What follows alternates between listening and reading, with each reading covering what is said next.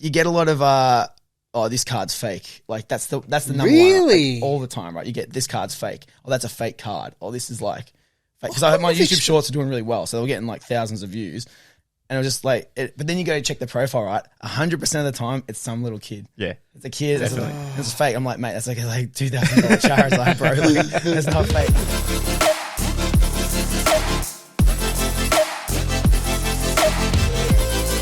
It is Morokai with 2 Eyes. We're back on every single Monday, Tuesday, Wednesday, Thursday, and Friday, 7 a.m. on Spotify and 4:30 p.m. on YouTube.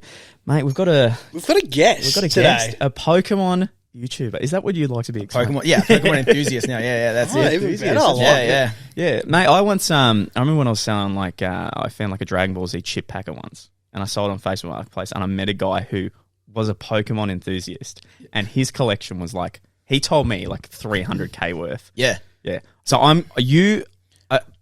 what's your channel about first off? Oh, yeah, my channel is just me opening up Pokemon like cards. I only really started up a year ago. It's actually my year anniversary next month. Oh, wow. Yeah. So it's just me opening up Pokemon cards. I just started it I thought it'd be fun, eh? Like it is fun, just opening cards and meeting people, and it's great. Mate, the one question that has been burning in my head, and I think I've even said this to Lee before. Yeah. If I love basketball, right, and I wanted to teach people how to play basketball. If I made YouTube videos, it costs me nothing. I've got to get the ball, I've got to get the ring, and I can make endless content, and I can keep improving that content. For you, it's to make content, you have to drop money. Yeah, and that's the part I'm actually trying to like get away from that now, because early on, some of the earlier videos I did, I was actually paying like $300-400 a video, right? And it's like, and that sounds all fun, and that's fun to do, because it's fun opening up it is 100 cards, right? Like it is. I could do that now for fun with no cameras, right? But then you get like 20 views, 30 views, and it's not worth it. Like in that aspect, and it's like, so now I'm trying to like start to, how can I do Pokemon stuff for free? Like, so I did like a video the other day where I was just showing the behind the scenes of my equipment. Cause I'm like, I watched the whole thing. I liked it. Yeah. Oh, thanks. Yeah. So because it's like at the point now, it's like, this is getting costly, like, and Mrs. doesn't like that. Keep her happy. Yeah. So you don't have to give the exact number, but you don't even have to give a number at all. But if you look back and you go with what the cards are worth as well, do you reckon you're even? Do you reckon you're a bit behind? Do you reckon you're up? Yeah. Because it's so hard to say. It's hard to say because definitely in the red, 100%. Well, I'll give you. It's hard because like there is some packs now. Well, no, actually, good example is I've bought a lot of. There's one set now at the moment, Evolving Skies. It's a couple of years old now. Kmart is still selling the packs for like $6, but the collectors and all that they're selling them for $15 now, 10 to 15. Yeah, right. Kmart's still selling for $6. So I've been doing it. Everyone's been doing it. Like you go to Kmart, you find them, bang, you buy like all of them. Yeah? That was like Evolutions, because I remember, because I obviously, I feel like I would like to think you're a bit the same in the sense of you would have had them growing up. No. Really? No, yeah. Wow. Yeah, so you came into it late. I thought... Dude, I bought my first Pokemon pack like literally a year ago. You're kidding? Yeah. Everyone always thinks that, because like a lot of guys are the same. I've met a lot of guys and they were into it when they were a kid. Like everyone remembers Pokemon. It was massive, right? In 99, it was the biggest thing on the planet, A lot of my mates into it, they got into it, and they go to high school, get out of it, because, Pokemon's not cool when you're 15. Correct, yes. And then they get back into it when they're an adult, plus, you got a job now. No, you can't, money, right? you sort of can't afford to... And it is an expensive hobby. Like, I do not know how kids have it, like, how they have it. Either. Mate. Like, their parents must be awesome, because Pokemon is pricey. Like, I know how much I spend on it, and I'm like, kids aren't getting that Pokemon cards. You get like a couple of packs. I'll get the big boxes, but no, I only bought my first pack like a year ago. That's crazy. I always thought the nostalgia hit, because when that's what I thought as well. I was because I've seen your channel and seen some videos and all that. Yeah, I thought for sure. I was like, oh yeah, he would have been like in that sort of like age where it's like, I had like the base sets, like I had the Venusaur first edition Charizard, and then I went through Jungle Fossil, because I still remember as a kid having like a fossil like pack of cards, because I look at like the first edition like Slowpoke and even like just a Sparrow and like Pidgeys. I'm like, I had that card, but obviously as a kid I've trashed it, like God forbid, like it's scratched the shit out of, worth next to nothing and all that. And then I got into Evolutions, and I was like, oh my God, this is like my childhood all over again. And I just love like the feeling of the pack and just being like, these are the cards that I grew up with, and then regress. And I was just buying packs on pack. I was just like, I'll try and complete the set. There's secret rares as well in that. Yeah. And now I see like Evolutions packs has skyrocketed, and I'm like, you're fucking kidding me. The booster box now is about $1,000 to $1,200. That's about the price of an Evolutions box. Crazy. Yeah. So that's nuts. People hold on to it, like, and that's the thing, and like that's the part of Pokemon. That's actually a pretty good segue. That's how I got into it. Right, was like, hang on a minute, like, how come Pokemon boxes are worth $1,000? Why is this one $1,000? Why is like Logan Paul opening up a $30,000 box? Like, what is, you know? And then it was more curiosity, right? Like, that's how I got into it. And I want to start doing this from an investment perspective. Yeah, yeah, cool. Like, like I've spoken to Luke before for hours. Like, I love investing. I talk about investing, and like, I can talk about that for like 20 hours, right?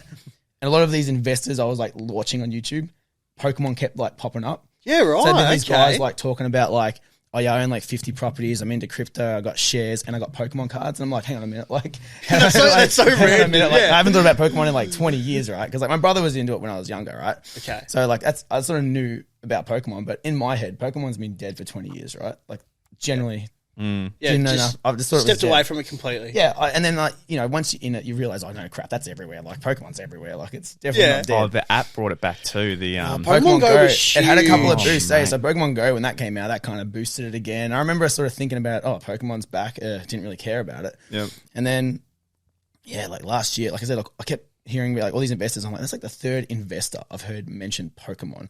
How do you go from shares to that? So I just got curious because of that. And then I started watching videos on YouTube. I'm like, wait a minute, what that guy just opened up $1,000 box. Why is that $1,000? Yeah. And then it's like one of those things where Pokemon, like you think about it, it's just cards, but it is like shares. There's only a certain amount, but if people are opening up, they get less and less. They get more valuable, and people. Yeah, there's less in the market, sort of thing. So yeah, it is another investing. I've got a big question. So one of the best parts, obviously you got the nostalgia hit, but if you get that rare card, it's obviously worth a bit of money, right? Yeah. The thing is, these days you need to get your card graded. Okay. Yeah. So it does help. Sometimes. Do you know much of the process about going through grading? Can you like explain just the basics of that? Oh, it's pretty simple. Like there's PSA is like the big one, and then there's Beckett's. They're like the two big ones, and CGC. So there's three. Yep. And like getting something graded as well doesn't necessarily going to add up value, right? So like you can get a card. Like a lot of cards you might sell raw. So for example, if you look at a card and the border's off, right? Like if it looks like the center, you're not going to get it graded. It's probably going to come back like an 8 or a 9, and it's probably going to worth the exact same value raw. Yeah, and you've just spent a bit more money to get it graded, and it's coming back. It looks a little bit more professional. Like it looks a bit nicer to look at, more or less. And like sometimes you look at a card and you go, oh, that's a 10. That's a 10 all day, right? And then you see a YouTube video of guys like opening up. They're great. They get their grading back and they open it up and they're like, oh, what? Like 8. And then you're like, you watch them be heartbroken and you go, oh, 8's still good. It's like, well, value-wise, it's not really. It's and especially with all the money that they've spent as well to send it in, because I know... it's like 20, 30, 40 bucks cards sometimes. It's ridiculous. Yeah. So to risk as well as the wait time. Yeah. And the postage. The wait time is better now. I know like mid-pandemic, that was like the big thing because everyone was like... Yeah, jumped back So I think like, so Logan Paul... obviously like hyped that up. I was going to say, like, did you get involved in Pokemon cards around that time that Logan Paul like spiked the boom, or like? Nah, so I got into it. I was like such a late bloomer, like literally like last year. So that was about 2-3 years ago. And like, yeah, you think I would have got into it like mid-pandemic, right? Like nothing else to do. I was like, oh, I'll just hang out making YouTube videos about Pokemon cards. Like when I had all this spare time, wait until we're all back at work and everything's open up. I'm like, oh yeah, I think I'll get into Pokemon now. Make this my like life now. But no, I got into it after, but I forgot what I was saying now. That's all right. That's fine. Just dazed in the Pokemon. Yeah. Just like start thinking about Yeah, no, with Logan, he obviously was like another boost. I thought that's what I was saying. Yeah, he was the next boost after the Pokemon Go. Yeah, he was massive. And I remember seeing a video, and I was wondering, there's part of me, and I definitely want to go back to the grading, but yeah, I'll get back. When I think about our channel, right, no matter what, we get hate comments about the most random things, and obviously the classic ones like, oh, this is a podcast, like classic podcast, things like that, and it's always someone who doesn't have a profile picture, and you go to their profile and it's like, my name's Crazy James, I play video games on the weekend, please subscribe, like things like that. But I couldn't see getting hate on a Pokemon channel, but obviously 100% it's there, man. Really? Because me and Lee, if we get anything negative, it's deleted. I'm like, unless it's constructive. So, but you see it before everyone else does. So do you get negative comments? I've had a few. I've actually got one that I've actually screenshot. I had to send to my mates. Like, so, like I had a big boom a few months back. Like I think we've spoken about this before. I had a big boom, right? I went from like 200 subscribers to like 2,000 in like a week or two, right? Yeah. That's crazy. It's all from shorts, right? Yeah. I have to be honest about it. I can't. People always ask, "How'd you do it, man?" It's like it's just shorts. Yeah. YouTube Shorts. You should sell that tip for a few dollars, though. That's some that? valuable information. No, Be well- like, find out why the YouTubers hate him. He's like, yeah. So here's my 5 secret tips. yeah. But it boomed for a while, right? Which was grouse, and I forgot my point again. Damn, sorry. But now it's all right that you were kind of growing really fast. Yeah, the hate thing, yeah. Yeah, the hate thing, right? So like, you get a lot of oh, this card's fake. Like that's the number one. Really? Like, all the time, right? You get this card's fake. Oh, that's a fake card. Oh, this is like fake. Because my YouTube Shorts are doing really well, so they were getting like thousands of views.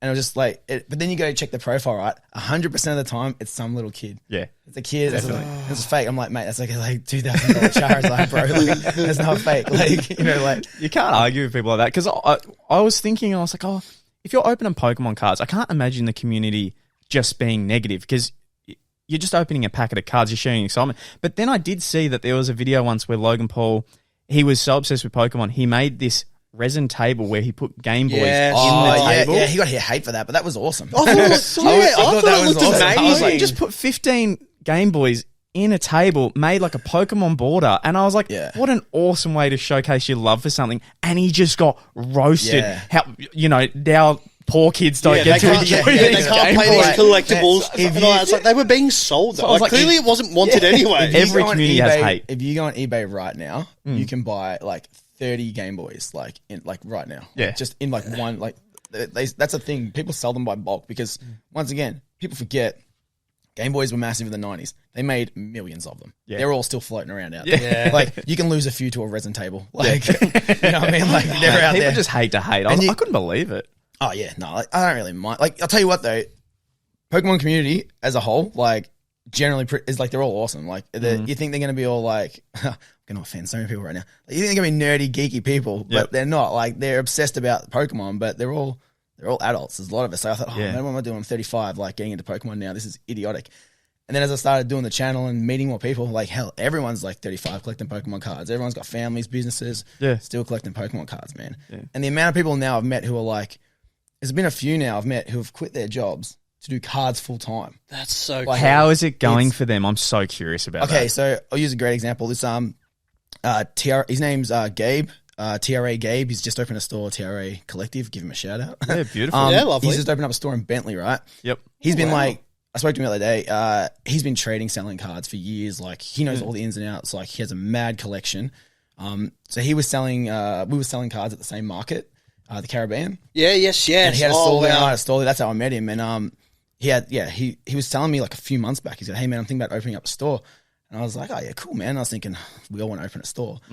He did it. Like fully went out and did it. Like 5 months later, he's like, "Yeah, I've got a store. We're doing it in Bentley." And he had the opening the other day. And I think he was like a carpenter, a full-time carpenter prior to this. And then Holy shit. Really? Yeah, and then he's like quit his job and he's opened up a store and he's doing cars full-time and he's killing it. Mate, that's nuts. You know, speaking of Logan Paul, I was actually talking the other day about it. And he was saying that like I asked him about the Logan Paul thing. Like, do you think it's like bad that like, you know, everyone just got hyped into it for Logan Paul? And he goes, "Nah, man, Logan Paul changed my life." Like he goes, because like, well, I feel like you bring in stuff such for a years. large audience. Like, because even the Pokemon cards in general, like, I always knew about them, but then I've seen like an unlisted leaf, like on YouTube, Max Morofo and stuff like that. And you're just going back on these sets, and you're like, I can't believe like a set from Pokemon Black and White, or like even the early EX days, where it was like Sapphire, like Team Magma versus like Team like Aqua, I think it was, and just like seeing some of those cards, I'm like, you've got to be kidding me. Like the stuff that I was playing with as like a youngster that I just would have treated like shit back then. It's now worth so much money. I'm like, no. Yeah. What have I done? I remember in primary school, like, one kid had the Charizard, and I remember that because he was actually playing the game, because you always forget there is actually a game to the cards, everyone right? forgets like, it's an actual game. And like that's a whole nother massive big industry too. And like I don't even know nothing about the game, so don't ask me any questions about the game. I know nothing. Right. But I remember one kid had the Charizard and they were playing on the tennis court, like the concrete asphalt, and just like and then you think, oh man, I could have paid off your house now. Stuff like that. But Gabe has been holding on to a lot of his stuff for years. So he's had a lot of like just sealed product that he hasn't opened. And then Logan Paul made it huge, and then all of a sudden, all his sealed products sitting in his garage, bang, it's gone through the roof. Yeah. So he's been sitting on Gomo. So guys like that who have been collecting for years, who have just been collecting. Then Logan Paul bumps it up, and it does become trendy. Like, you know, this is how it works. Like, he did the Elon Musk thing, yeah? Like, he pumped it. So all these people who've been holding this stuff for years are just like, sweet. Because up until, like, then, even recently, like, Pokemon packs, like, 10 years ago, like, the first edition ones, they weren't crazy expensive. Yeah, they weren't I looked too into bad. Pokemon maybe I think it was maybe, like, 2010, 11, like, I sort of around then, I sort of, like... Had a little about it. gander. Yeah, and then I was like, oh, it's not even worth it. Like, the cards... There's no value. They haven't like jumped up, but then like the last 3 years, it's like, oh no, there's the value now. Like, so it did take someone like Logan Paul to like kind of really, I don't know how boost it up. Sorry to interrupt, because this question's always like fascinated me, and I was just in general, but you'd be great to talk about it. Obviously, Logan boosted it right back up. Yeah. Right? And you could have a different celebrity, I don't know, like someone like Snoop Dogg and a few other celebrities do a card opening tomorrow, and it's going to boost back up again. 100%. What happens if someone like Logan Paul completely shits on the product tomorrow? Like, something happens where a few celebrities, does that mean it's just going to dive right back down and then eventually come up? Or do you reckon... Oh, I actually don't even know the answer to that question, because like even I get confused by the prices of cards, right? Yeah, like, exactly. So there's one card at the moment, from Evolving Skies, it's the Moonbryon. Yeah, big card. It's worth like a few hundred. I think graded, it's worth like $1,000 and a bit, right? Yeah. But that's like the big ticket card, right? Yep. So that's made the booster box be like $600 now. So now the boost, like, that's crazy. Yeah, but we the people made that card worth that value, right? Because the card's not any more rare than the other rare card in that set. I got it perfect for you on this one. I remember my pop vinyls. I had an Attack on Titan pop vinyl, the Colossal Titan, right? And it was one of the big ones. And I got it ages and ages back before Attack on Titan was even like big. It was like in the start season. I was just like, that's a cool... I didn't even really understand Attack on Titan that much. Yeah. Got it anyway. Was in my room for ages. Saw it was like $200. I was like, yeah. Oh, far out. And then I was like, you know what? Okay, I'll just put it on for like $500 on eBay. So I left it, and I'm in no rush to sell. Yeah. In any way. I'm like, I'm not selling it unless it's that, because I actually like it. So I put it up, and I think after like 4 months, it sold for $500. I was like, holy shit. After that, all of them $500. Yeah, any that was uploaded was $500, and I was like, I set the price. You do. That's the thing, though. That's what sucks as, right? And like that's you probably hear about it all the time, like the eBay manipulation, right? Yeah, where people put up fake sellings and bids, so that ups the price. Yeah, right? definitely. Because that's how when I sell cards, the first thing I do is just go to eBay, sold, and just average it out, right? Because there's always going to be one guy that sells like the card for just say $50, and then one guy's going to sell it for $20.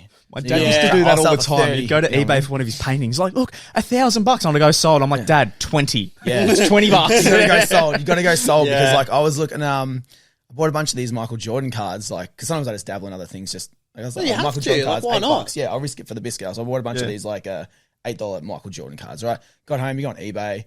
Worth $4, worth $3, I paid more, and then one was worth like $100. And I was like, oh, I got excited. Then you see sold, and it only sold for 20. And I'm like, you know, like it's the thing, you get excited, but you know.